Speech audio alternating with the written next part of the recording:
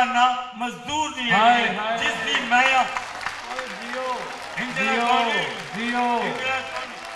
इंजरा कोनी खैरी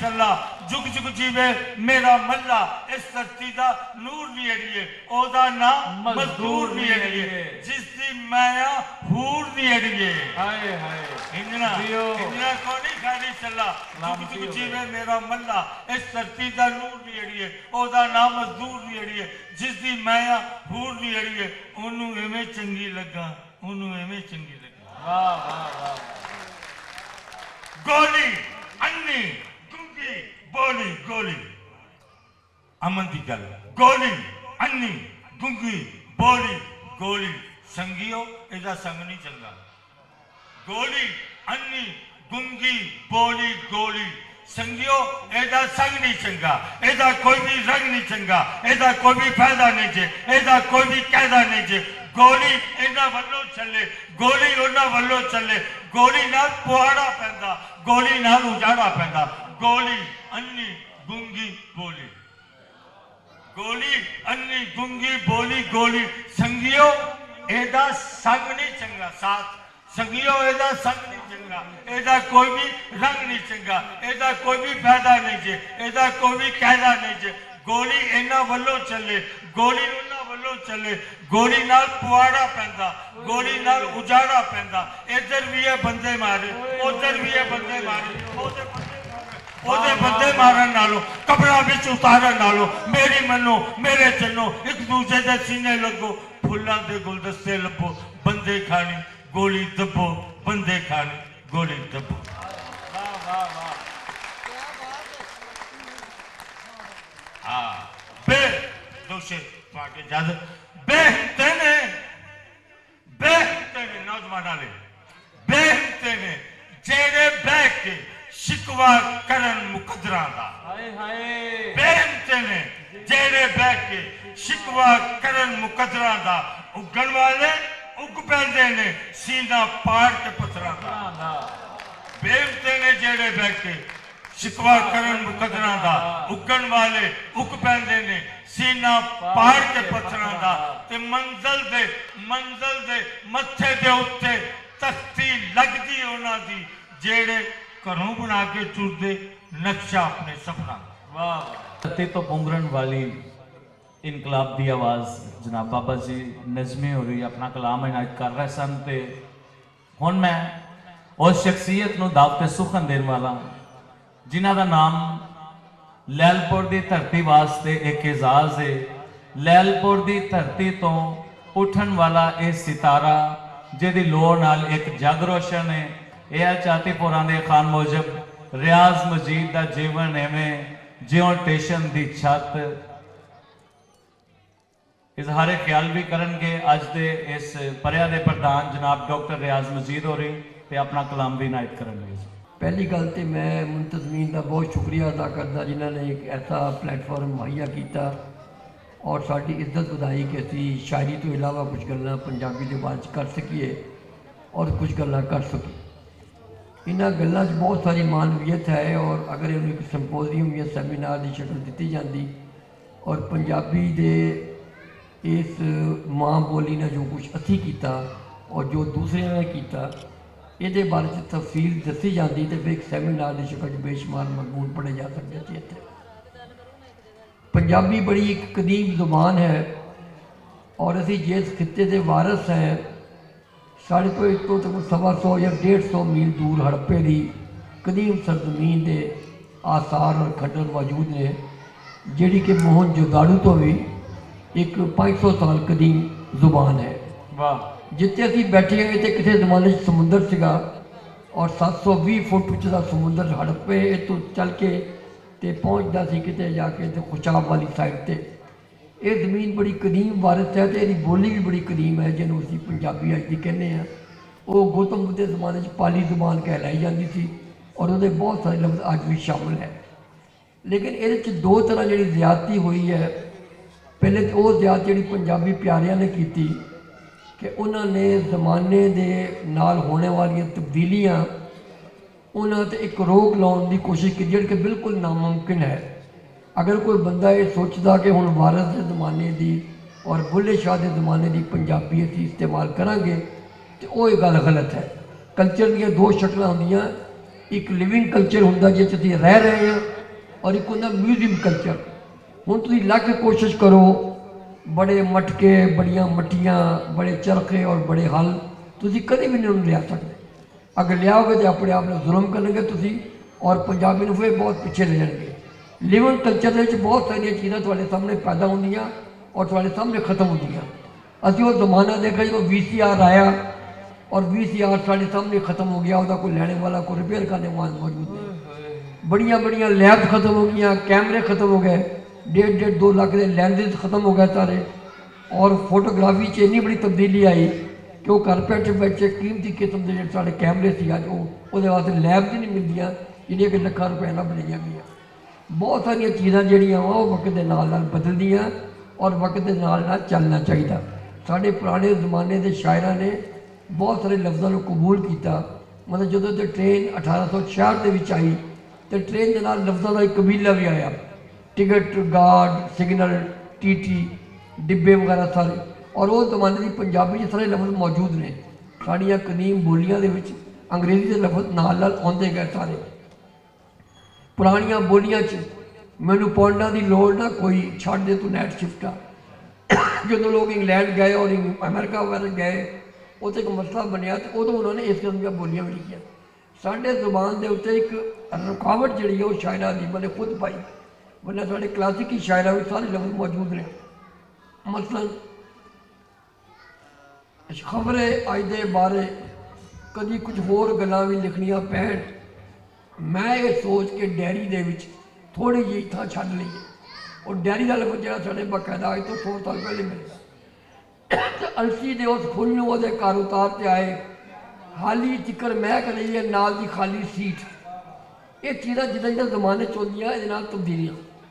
ਪੰਜਾਬੀ ਜ਼ੁਬਾਨ ਬੁਨਿਆਦੀ ਤੌਰ 'ਤੇ ਉਰਦੂ ਤੋਂ ਬੜੀ ਜ਼ੁਬਾਨ ਹੈ ਔਰ ਇਹਦੇ ਅੰਦਰ ਲਫ਼ਜ਼ਾਂ ਦੀ ਜਿਹੜੀ ਬੁਨਤ ਹੈ ਔਰ ਲਫ਼ਜ਼ਾਂ ਦਾ ਇੱਕ ਮਾਨਵੀ ਪਸਮੰਜ਼ਰ ਹੈ, ਉਹਦਾ ਖਿਲਾਰ ਬਹੁਤ ਵੱਡਾ। ਜਿਹੜੀਆਂ ਹੁਣ ਇਹ ਖਾਤੂਨ ਨੇ ਤਾਰਾ ਨੇ ਨਜ਼ਮਾਂ ਪੜ੍ਹੀਆਂ, ਇਹਦੇ ਪਸਮੰਜ਼ਰ 'ਚ ਬੇਸ਼ੁਮਾਰ ਐਸੀਆਂ ਅਲਾਮਤਾਂ ਨੇ, ਮਹਾਕਾਤ ਨੇ ਜਿਹੜੀ ਕਿ ਪੜ੍ਹਨ ਤੋਂ ਜ਼ਿਆਦਾ, ਸੁਣਨ ਤੋਂ ਜ਼ਿਆਦਾ ਪੜ੍ਹਨੇ ਵਾਲੀ ਚੀਜ਼ ਨੇ ਔਰ ਪੂਰਾ ਸਾਡਾ ਸਮਾਜ ਬੋਲ ਰਿਹਾ।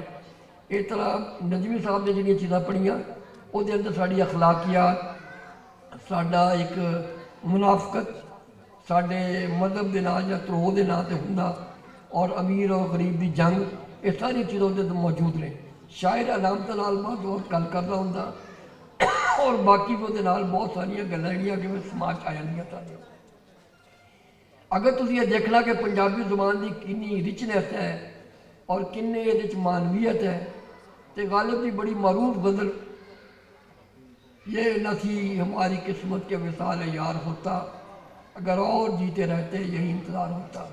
असी रब ने तर्जमा किया पंजाबी का, एडे कितों सी नेक नसीब मेरे, मेरी बुकले भी मेरा यार हुंदा, कदी वध भी जाते जे साह मेरे हुंदा कि ये हो इंतजार हुंदा। ये जिन्होंने असी ट्रांसक्रिएशन कहने हैं कि ट्रांसलेशन कि उत्ते लै गए। कहूँ किससे मैं कि क्या है शबे गम बुरी बला है, मुझे क्या बुरा था मरना अगर एक बार होता, किनू की आखा किनू की दसा, रात गमा दे के हनेर पाया, मैनू जीन तो मरण सोलना सी जेकर मर जाना एको बार। हाय हाय क्या बात है। लगे संग से टपकता वो लहू के फिर न थमता, जैसे गम कहे समझ रहे हो ये अगर छलार होता। लहू इंज चटान दी रगो फुटदा, कदी मुकदा ना कदी सुकदा ना, जिन्हों पोले जाए मुँह ना गम आखो जे पत्थर में शरार होंदा। कि कहने को तो दो हरफ ही है ना, गम और गे और गैमिन, लेकिन पोले जाए मुँह ये कई दफ़ा है। तेरे वादे पर जिए हम तो ये जान झूठ जाना कि खुशी से मर ना जाते अगर एतबार, तेरे लारिया से जिंदे तार रह गए। और लारे का लफज जलावा ये वादे तो ज़्यादा खोर शेर रखता है। तेरे लारिया से जिंदे तार रह गए, कभी दिलों यकीन ना आमदा सी, अति चावां दे विच ना मर जाते तेरे जय का जे एतबार हुंदा। तेरे जय पंजाबी जुबान से जिन्होंने लोगों ने काम किया ऐसी ऐसी चीज़ा मौजूद है। उन्हें मकता गालिब दसेगा कि ये मसाइल तसव्वुफ ये तेरा बयान गालिब, तो ये हम वली समझते जो ना बादाकार होता, तेरे हूदे वेर वे वाह साई हाय उतो गालबा कटक बयान तेरा, तेरे हूदे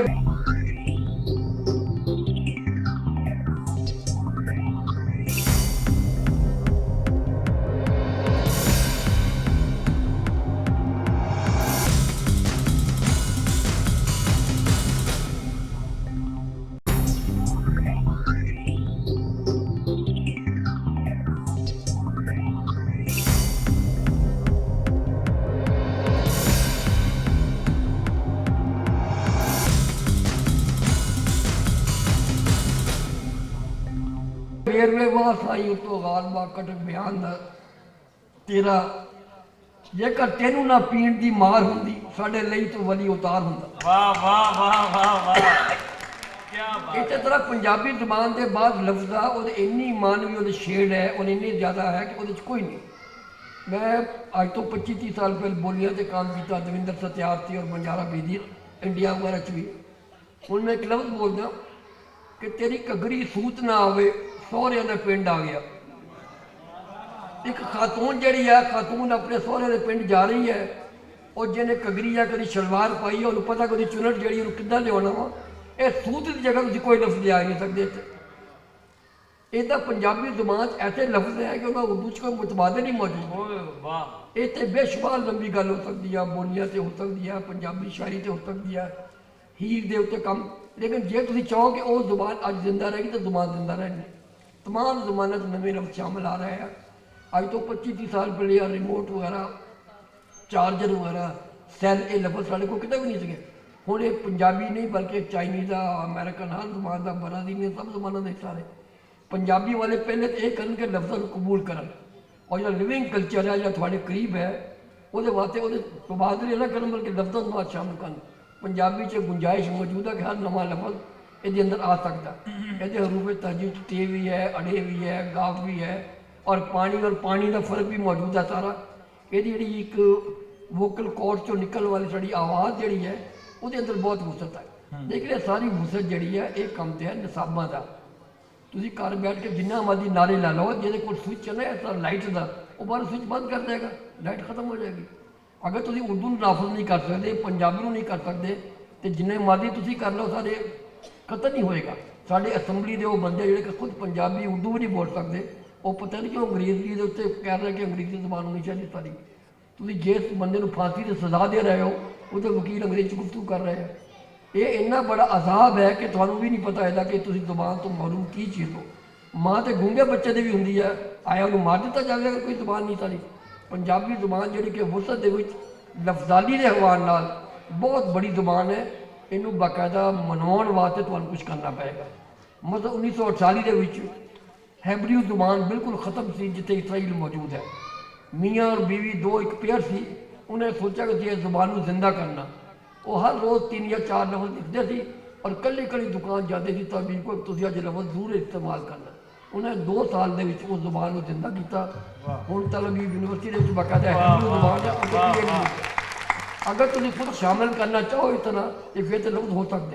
1991 में मैं बहुत सारे ऐसे दोस्त जो कैनेडा और अमेरिका रहे थे, उन्होंने कहा जी असी की किया, पाउंड कमाए तो मापे गवाए कि साढ़े बच्चे फूफी मासी ये मन नहीं समझते। तो मैं एक किताब लिखी थी पंजाबी फॉर फॉरनर्स, जिस के 2200 के करीब बुनियादी लफ्ज़ जो हर बच्चे को आने चाहिए।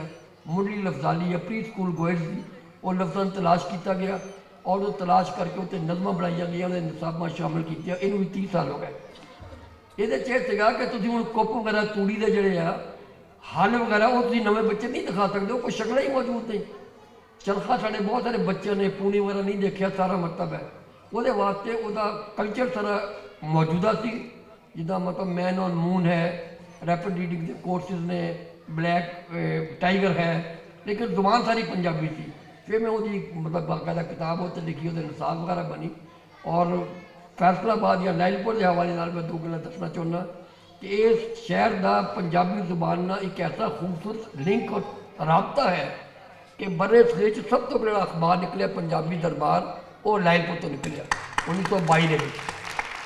और जोशवा फजलदीन साढ़े एक ईसाई भाई ने उत्ते काम किया सारा और बहुत खूबसूरत वो अखबार 10-12 साल निकलिया पंजाबी दरबार के नाम से।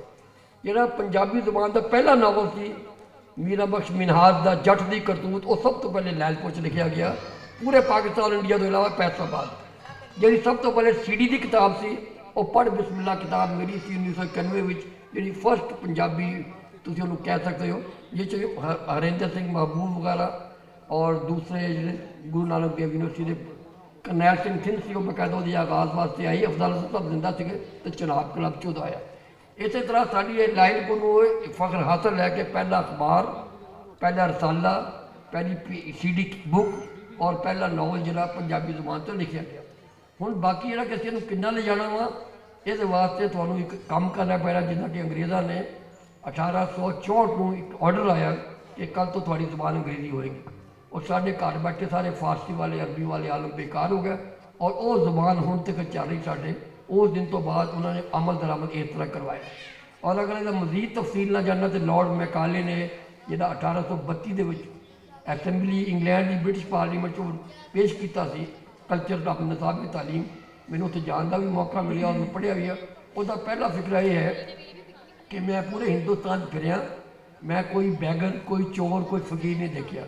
इन्हों की जुबान बड़ी रिच है, इन्हों का कल्चर बड़ा अजीम है। अगर तुम इतने हुकूमत करनी तो इस तरह निसाब बनाओ कि बाहरों तो काले लगन लेकिन अंदरों ये वाइट लगन। बाकायदा लॉर्ड मैकाले का फलसफा तालीम थी, वह प्रीएम्बल का पहला फिक्र यह है। और उत्ते उन्होंने ऐसा इस तरह की छोटिया छोटिया कि जो अरबी फारसी उर्दू संस्कृत का टीचर से उन्होंने वर्नैकुलर टीचर कहेंगे और जो अंग्रेजी वाला उन्होंने कहने इंग्लिश टीचर, और वही तनख्वाह दोवाने देने से उस दोवाने के फर्क नाल दो बन गए। हूँ तुम देखो फैसलाबाद तुहानूं उर्दू मीडियम स्कूल ही नहीं कोई मिलेगा। सेंट थॉमस, सेंट फलां, कभी कोई बुल्ले शाह के नाम स्कूल देखा, वारिस शाह के नाम देखा। और इन्हें रिच है शायर ने, तुम यकीन करो इन्हें रिच शायर ने कि अगर तुम इतने 5-10 लैक्चर करवाना चाहो। मैं सुल्तान बाहू साहब मिलना, बाहू साहब कहते हैं कि लू लू दे मुंड लख लख चश्मा एक खोला एक कज्जा हूँ, इन्ना डिठिया सबर ना आवे होर किते वल भज्जा हूँ।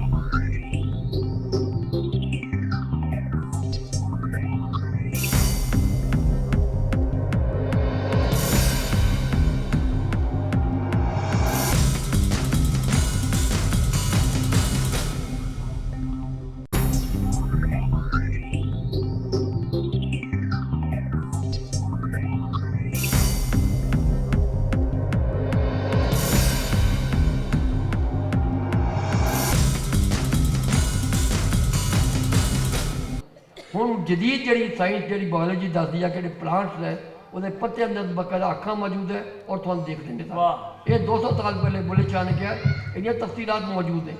और आज जो साइंस की डिस्कवरी हो रही है साढ़े सूफिया कलाम ने बाकायदा वो विजदानी तौर पर तशहर किया है। सुल्तान बाबा फरीद लै लो, ख्वाजा फरीद लै लो, वारिस लै लो, ऐसे ऐसे गल्लां की यही तरवीज वास्ते जरूरी है कि एक प्लानिंग तैयार की जाए और तो काम की, लेकिन काम कोई भी नहीं करेगा अगर SH आतफ के नाम से ऐसा नहीं निकलता, ये पंजाबी भी कभी नहीं आएगी। लग तुम जो मर्जी कर लो, जे तुम पंजाबी ना ज़्यादा प्यार है वो वास्ते तुम बच्चों सिखाओ, 2-3 लफ्ज़ सिखाओ, मामी का, मासी का, फुफी का फर्क दसो सारा, वो निसाब बने, वो निसाब लवो, फिर तुम वारिस शाह भी पढ़ने में मज़ा आएगा तो बाकी तमाम चीज़ा भी।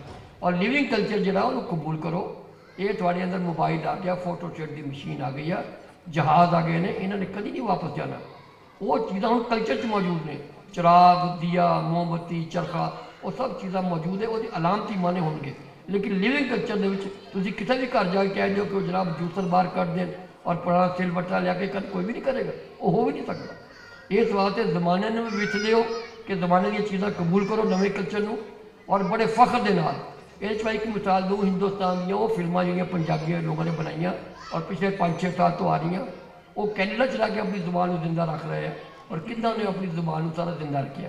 इस वास्ते इस तरह के सैमीनार की जरूरत है, गुफ्तगू की जरूरत है और बहुत सारे कम से कम अपने बच्चों को छोटिया मोटिया लोरियाँ, छोटे मोटे गीत जोड़े हैं वो अंदर बड़ी रिचनेस है और बड़ा मतलब वो सैमीनार बाहरले मुल्कों हो रहे हैं।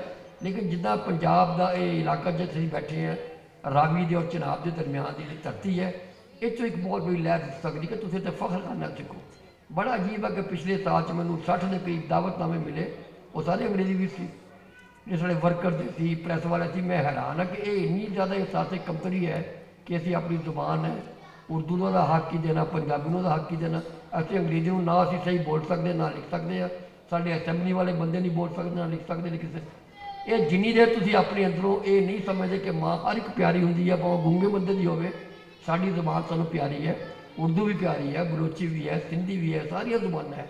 लेकिन जिस असी बेहतर अदायगी कर सकते हैं, अगर अमली तौर पर तुम कुछ नहीं करोगे तो बिल्कुल बेकार है। मैं ये गल उस एक बंदे वास्ते कर रहा जिहड़ा बंदा समझे कि वाकई साड़ी जुबान है, ये जुबान रिच है, ये अपने मैरिट से खड़ी है, सिर्फ माँ की वजह नहीं खड़ी। पंजाबी जुबान के एक एक लफ्ज़ के 10-10 लफ्ज़ मौजूद ने, मानी मौजूद ने, जबकि अंग्रेजी के सामने बिल्कुल छोटी जुबान। अगर इतने कभी सैमीनार आर्ट काउंसिल वाले करवाना चाहन, ये मुख्तलिफ पहलुओं से गुफ्तगू हो सकती।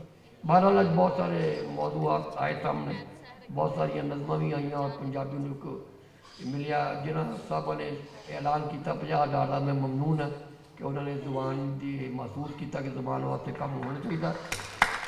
अगर इस तरह एक होर किताबां वगैरह को लिखन तो असं छापन वास्ते भी तैयार है।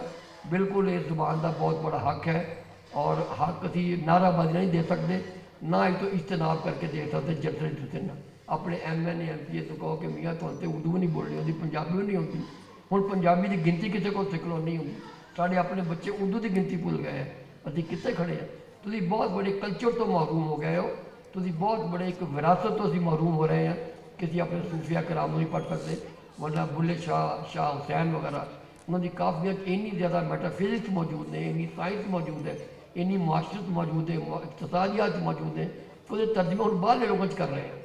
मैं कुछ साल पहले उत्ते वारसा के मतलब एक कॉन्फ्रेंस हुई जिसके नुसरत फतेह अली खान का कलाम था पंजाबी जुबान का, वो तशरीहात वास्ते मैं उत्ते एक सैमीनार च गया। ये जुबान के अंदर बड़ी फुर्सत है और जी चीज़ा पढ़िया गई हैं हफ्ते 2-4 सीनियर शायर ने और दूजे शायरों को भी मेरी दरख्वास्त है, मेरी ख्वाहिश है कि ज़रा कलाम देख लिया कर, पढ़ लिया कर। जी गज़ल है वो एक कल्चर है, स्किल है, एक फ़न है बाकायदा और फ़न के तकाजे पूरे होने चाहिए। अगर तुम खुद अपनी माँ बोली का इंसाफ ना करो, मजाक ही पैदा करी जाओ, तुम कितना मजाक कर लेंगे। सारा साढ़े कॉलेजों दी डिबेटा होंगे और डिबेटर होंगे और जिबो गरीब किसी जुबान बोलते, जुबान वही थी बोल रहे सारे, हम खिंच तड़ूके ही पुराना। मैंने याद है हल्का रवाबे दौर एक बंदे ने अफसाना पढ़िया, उन्हें पढ़िया कि उन्हें बटन लगा के लगाते हुए किया, एक बंदे थप्पड़ मार के बीड़ा लिख, बीड़ा बटन बीड़ा कहते, वो भाई बटन बीड़ा भी कहते पर बटन बटन भी कहते। अज तो 200 साल पहले बोली है कि मैं तो माया इंज मिल गया जो टिच बटना की जोड़ी, अगर उस बटन आ सकते इस क्यों नहीं आ सकता। सारा इन्ना भी तुम ना पाओ कि लोग इन्ना पंजाबी ज़्यादा हो जाए कि पंजाब बच्चे ने तो वही बोलना सारा। हम तुम की कह रहे हो इस वास्ते एक मुहब्बत की फजा के सूफिया कराम की जुबान जी है जी कम से कम 5000 साल की जड़ा मौजूद है। Linguistic survey of India great सन की किताब देखो, उन्हें इस जुबान से बड़े लिखे कितनी पुरानी जुबान है, साड़ी माँ की जुबान है, साढ़े मजहब की जुबान है, बेशुमार इतनी किताबा लिखी गई, नात की बहुत बड़ी शायरी हुई है। इनू जिंदा रखने वास्ते सैमीनार की जरूरत है, निसाब च लाने की जरूरत है, साढ़े बच्चे निसाबा जाके पढ़ता है। बहरहाल मैं एक गज़ल सिर्फ सुनाऊँ पंजाबी की, क्योंकि वक्त नसर काफ़ी लै लिया। अत चुकी सी रीछ खुमारियां ने, अख राह फरार दे भालदी सी। वाह। अत चुकी सी रीछ खुमारियां ने, अख राह फरार दे भालदी सी। वाह। ओदे इश्क दा उदों ज़हूर होया जदों उम्र ते कड़ी सवाल दी सी। वाह वाह वाह वाह। अत चुकी सी रीछ खिलारियां ने, अख राह फरार दे भालदी सी। ਉਹਦੇ इश्क ਦਾ ਉਦੋਂ ਜ਼ਹੂਰ ਹੋਇਆ ਜਦੋਂ ਉਮਰ ਤੇ ਘੜੀ ਸਵਾਲ ਦਿੱਤੀ। ਵਾਹ ਵਾਹ ਵਾਹ। ਔਰ ਕਦੀ ਡੋਲੀ ਨਾ ਦਿਲੇ ਦੇ ਉਫਕ ਉੱਤੋਂ ਕੁਤਬੀ ਤਾਰੇ ਦੀ ਲਾਟ ਸੀ ਹੁਬ ਉਹਦੀ, ਕਦੀ ਡੋਲੀ ਨਾ ਦਿਲੇ ਦੇ ਉਫਕ ਉੱਤੋਂ ਕੁਤਬੀ ਤਾਰੇ ਦੀ ਲਾਟ ਸੀ ਹੁਬ ਉਹਦੀ, ਜਿਹੜੀ ਸੋਚੀ ਖਿਲਾਰਦੀ ਸੀ ਚਾਨਣ, ਜਿਹੜੀ ਸੁਪਨਿਆਂ ਵਿੱਚ ਦੀਵੇ ਪਾਲਦੀ ਸੀ। ਔਰ ਜੋ ਭੇਦ ਗੁੜਕਦੇ ਸੀ ਰੂਹ ਅੰਦਰ, ਉਹਦੀ ਬੇਪਰਵਾਹੀ ਨਾ ਕਦੀ ਲੱਭੇ, ਜੋ ਭੇਦ ਗੁੜਕਦੇ ਸੀ ਰੂਹ ਅੰਦਰ ਉਹਦੀ ਬੇਪਰਵਾਹੀ ਨਾ ਕਦੀ ਲੱਭੇ, ਕਦੀ ਭੁੱਲ ਕੇ ਵੀ ਉਸ ਨਾ ਪੁੱਛਿਆ, ਦਿਲ ਨੂੰ ਤਾਂ ਵੀ ਉਸੇ ਸਵਾਲ ਦੀ ਸੀ। ਜਿਹੜੇ ਭੇਦ ਗੁੜਕਦੇ ਸੀ ਦਿਲ ਅੰਦਰ ਉਹਦੀ ਬੇਪਰਵਾਹੀ ਨਾ ਕਦੀ ਲੱਭੇ, ਜਿਹੜਾ ਭੁੱਲ ਕੇ ਵੀ ਉਸ ਨਾ ਪੁੱਛਿਆ, ਦਿਲ ਨੂੰ ਤਾਂ ਵੀ ਉਸ ਸਵਾਲ ਦੀ ਸੀ।